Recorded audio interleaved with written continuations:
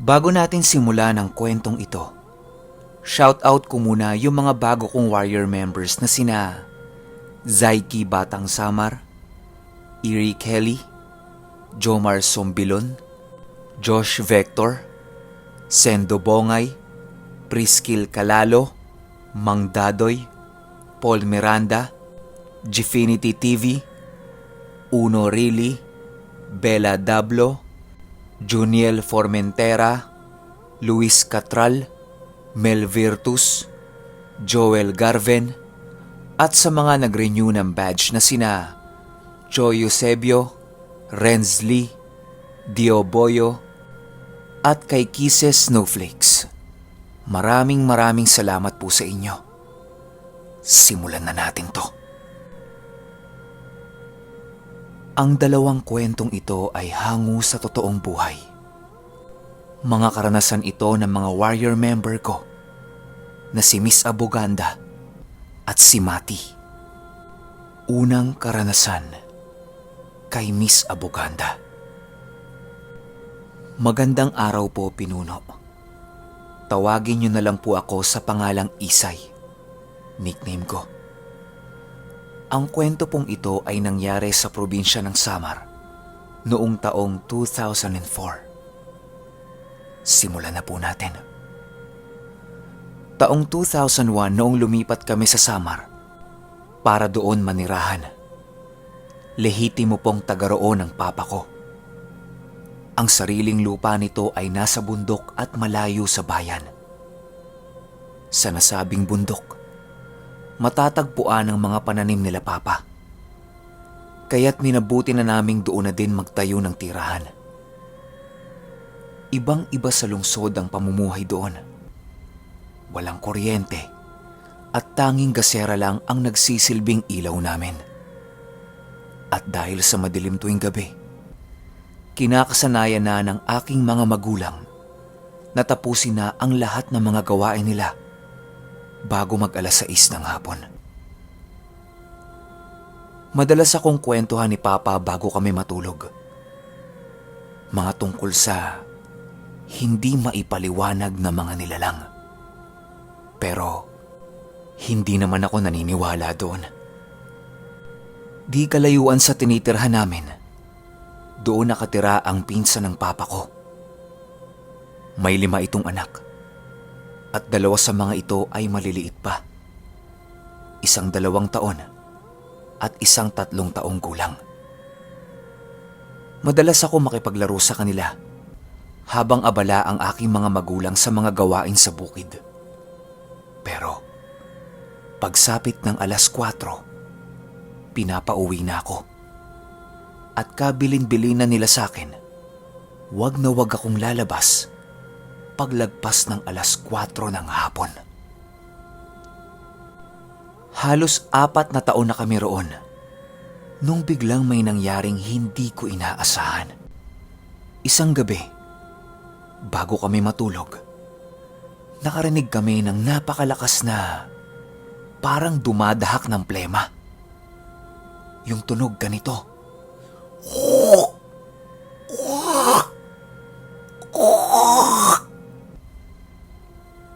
Kasabay niyan, nagtatahulan din yung 5 naming aso.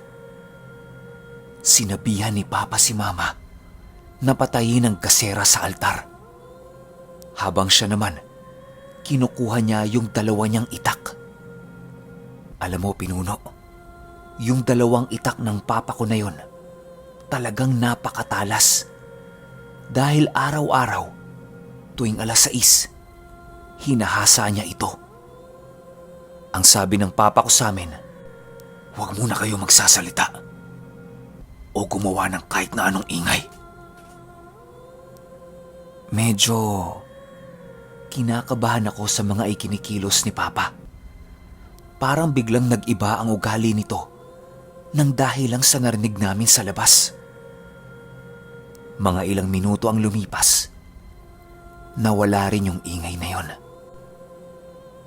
Kinaumagahan, nagkukwentuhan yung Papa ko at ang pinsan niya. Ang sabi ng pinsan niya sa kanya, "Bumati ka ba had ko nga wakwak kagabi? Sa Tagalog, narinig mo ba yung wakwak kagabi? Sumagot yung papa ko na, "Oo, atod. Baa. Probahi gudla niya kay makaagom gudhiya." Sa Tagalog, "Oo, pinsan. Nako, subukan niya lang at makakatikim siya." Simula nung gabi na yon, lagi nang nagpapausok sila papa tuwing hapon. At wala na ding lumalabas kahit sino sa amin pagtungtong ng alas 5 ng hapon. Hanggang isang gabi, isang malakas na sigaw ang narinig namin mula sa kapitbahay namin. Puro mura ito na tila ba may kaaway siya.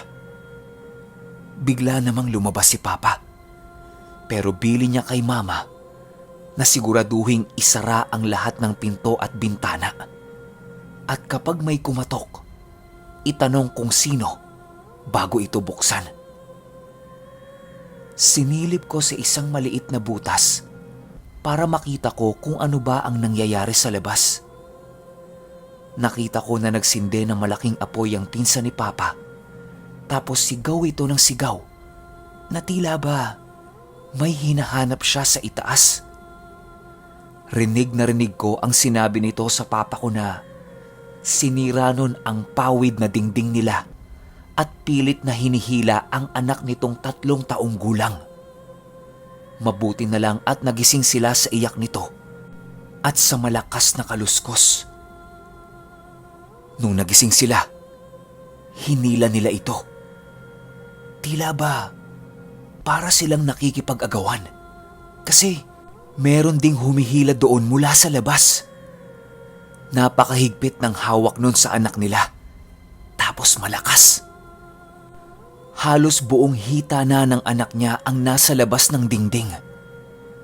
Nung mabitawan ito nung nasa labas, doon na siya nag-umpisang magsisisigaw at magmura. Nagsunog siya ng mga tuyong dahon sa labas ng bahay nila habang bitbit niya yung matalas at mahabang itak niya. Nagwika pa ito ng, "Sige! Nga demonyo ka! Pakadigod! Ayaw tak anak! Kay di takot ikaw bubuhion!" Sa Tagalog, "Sige, demonyo ka! Pumunta ka dito! Huwag ang anak ko at hindi talaga kita bubuhayin!" Nung natapos yung gulo na yon, awa naman ng Diyos. Puro kalmot at galos lang ang tinamo ng anak niya. Simula noon, lagi na silang nagsusunog ng goma tuwing hapon. Habang sa bayan naman, may isang tao doon na pinaghihinala ang aswang. Gawa ng palagi nila itong nakikitang nagwawalis ng mga alauna na ng madaling araw. Di ba, nakakapanduda naman kung ganun siya kaaga magwawalis. Palagi ding matalas ang pagtitig nito sa mga buntis. At bigla-bigla din niya itong kukumustahin. Yun bang parang feeling close siya sa mga ito? Hindi rin ito naiimbita sa mga salo-salo o kung anumang okasyon. Pero minsan ko na itong nakita. At pansin ko sa pananamit nito, palagi siyang nakasuot ng belo tapos balot na balot siya. Tahimik at parang malalim kung tumingin sa paligid. Pero wala pa namang matibay na patunay na isa nga itong aswang. Lumipat na po ako ng Maynila para dito magtrabaho. Hanggang sa kasalukuyan ay naroroon pa rin yung matanda. At buhay na buhay pa ito. Samantalang sobrang tanda na nito mula nung nangyari yung insidente na may humila sa paa ng pinsan ko. Hanggang dito na lang po pinuno. Yan ang kwento ko tungkol sa isang aswang at ang ginawa nitong paghila sa aking pinsan.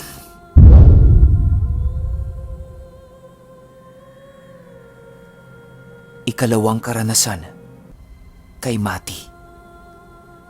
Hi Pinuno, maraming salamat talaga sa pag-feature mo sa aking unang kwento na lumabas sa 3-2. Sana itong pangalawa ay magustuhan mo rin at ng mga tagapakinig mo. Simulan na po natin. Ang kwentong ito ay mula sa kasaysayan ng aking matalik na kaibigan. Ako mismo ang personal na kumausap sa kanya, kaya sinisiguro ko na ito ay pawang katotohanan lamang. Lungsod ng Pasig, taong 2000. Tawagin na lamang natin siyang si Ate Josie. Silang mag-asawa ay may 2 anak na nasa elementarya nung mga panahong yun. Buong araw ay halos ginugugol na nila ang maghapon hanggang 8:00 ng gabi doon sa kanilang tindahan sa palengke. Napag-isip-isip ng mag-asawa na kailangan na nila ng katulong para matutukan ni Ate Josie ang pangangailangan ng kanyang mga anak. Ang siste, mahirap makahanap ng mapagkakatiwalaang kasambahay dito sa Maynila.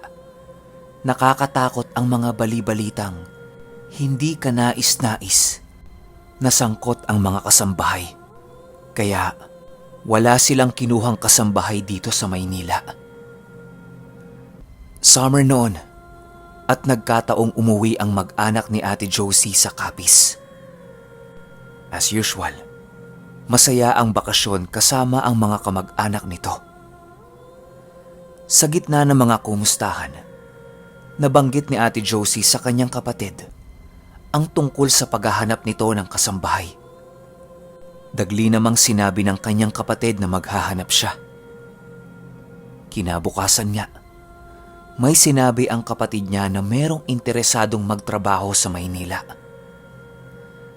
Pinuntahan kaagad nila ang bahay ng sinasabing interesado sa trabaho para makilala ang pamilya nito at maipaalam na rin ng formal sa mga magulang.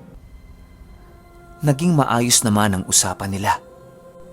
Pero may pakiusap ang mga magulang nito na isama na rin ang isa pang kapatid sa paninilbihan sa kanila. Bale, ang mangyayari, 2 na ang magiging kasambahay nila. Pumayag na rin sila. Nandudun eh.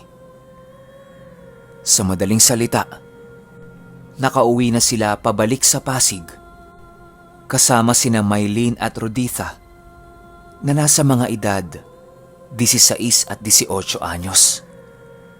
Kahit pa galing sila sa probinsya, sunod sa uso ang suot-suot nilang mga damit. At masasabing magaganda ang itsura ng mga ito. Parang hindi sila galing sa probinsya. Masayahin at hindi rin mahiyain itong magkapatid. Kaya madali itong napalapit sa kanila. Unang araw nila, mga tipikal na gawaing bahay ang unang itinuro sa 2 ito. Magwalis, hugas ng plato at pagluluto. Napansin ni Ate Josie na parang hindi sanay ang mga ito. Pero ang sabi niya sa sarili niya, matututo rin naman yan sila. Pero sa paglipas ng araw, parang naiinis na si Ate Josie. Gawa ng ang tatamad ng mga ito. Hindi kusang kumikilos. Kailangan pang utusan. Ang tanging nagustuhan niya lang sa 2 ay yung pag-aasikaso nito sa kanya. Nag-uunahan pa ang mga ito na ipagtimpla siya ng kape kapag umaga. Yun bang pasikat sa amo? Isang araw, market day ng Pasig. Isinama ni Ate Josie ang 2 sa palengke para masanay at maturuan na rin niya ang mga ito kung sakaling madestino sila doon. Halatang gusto doon ng magkapatid. Marami kasing tao at saka masaya. Kaya ang nangyari, araw-araw pagkatapos ng agahan, salitang isinasama ni Ate Josie yung magkapatid. Paminsan-minsan, Iniiwan nila ang mga ito sa tindahan kapag meron silang mga inaasikaso sa labas. Sa patuloy na pag-obserbasyon ni Ate Josie, nagsimula na siyang mawala ng gana sa magkapatid. Minsan nang dumalaw si Ate Josie sa pwesto niya sa palengke, nadatnan niyang nandoon yung magkapatid sa kabilang tindahan at nakikipagtsismisan. May mga sumbong na rin mula sa mga kaibigan niya sa palengke na malapit ang mga ito sa mga kalalakihan. Nung narinig ni Ate Josie lahat yan, nakaramdam siya ng pagkadismaya at pag-aalala. Lumipas ang mga araw na napapadalas niya nang napapagalitan yung magkapatid. Gawa ng napapabayaan na ng mga ito ang mga ibinibigay niyang trabaho. Nag-aalala na rin siya na baka ano pa ang mangyari kay Roditha. Gawa ng wala na, pakawala na siya kung kani-kaninong lalaki na siya nakikipagrelasyon. Hanggang isang araw, nagpasya na silang mag-asawa na pauwiin ang mga ito sa kanilang bayan sa Capiz. Mga 3 buwan matapos makauwi ng dalawa, nakaramdam si Ate Josie ng pagkabigat sa kanyang tiyan. Parang kabag na puno ng tubig yung loob ng tiyan niya. Basta, hindi niya maintindihan yung pakiramdam. Nagsimula na siyang mag-alala nung magsimula nang lumaki ang kanyang tiyan. Parang may matigas sa loob. Lalo na kapag naglalakad siya. Medyo hirap na talaga siya. Ang tanong niya sa sarili niya, buntis ba ako? Parang natatawang nag-aalala siya nung sinabi niya yon sa asawa niya. Regular pa naman siyang dinadatna ng buwanan niyang dalaw. Para makasiguro sila, nagpa-check up na sila sa doktor. Ayon sa doktor na ito, hindi siya buntis. Normal naman ang lahat sa kanya. Lubhang nababahala na ang kanyang asawa at mga kamag-anak. Hanggang sa nagmungkahi ang isang kaibigan niya na subukan nilang ipadala ang kanyang damit sa kakilala nilang manggagamot sa Marinduque. Nung napadala na nila doon, napag-alaman na may inilagay na isang bagay doon sa kanyang pagkain o inumin. Isa lang ang tiyak nung manggagamot sa sitwasyon niya. Si Ate Josie ay niyanggaw. Ibig sabihin, hinahawaan siya ng pagiging aswang. Agad-agad nagbigay ng mga dapat gawin yung albularyo sa kanila. Walang pagdadalawang isip, sinunod nila lahat yun. Pinulbos niya ang tawas na kulay dilaw. Inilagay sa baso na may lamang Sprite at pilit na inubos ang laman ng baso sa isang inuman lang.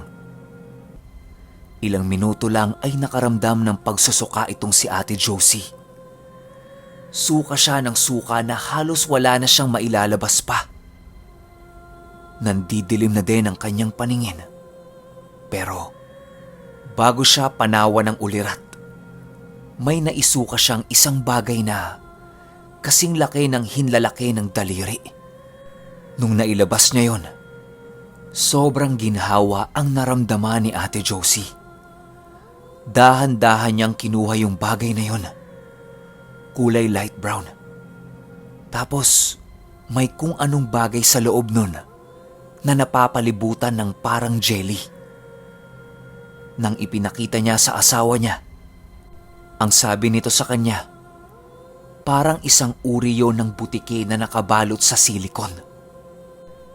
Nilagay niya yon sa garapon. Kinabukasan, natuyo ito. Ilang araw ang lumipas, tuluyan na itong nawala. Naikwento ito ni Ate Josie sa kanyang kapatid na nagrekomenda nung dalawang yon sa kanya. Humingi ito ng paumanhin sa kanya, gawa ng hindi niya masyadong kinilala ang mga ito. Sa kanya lang nalaman ang lahi ng mga ito nung napagtanong-tanong niya sa mga kapitbahay niya. At ayun nga, sila pala ay pamilya ng mga aswang. Mula noon, hindi na sila kumuha pa ng kasambahay sa probinsya.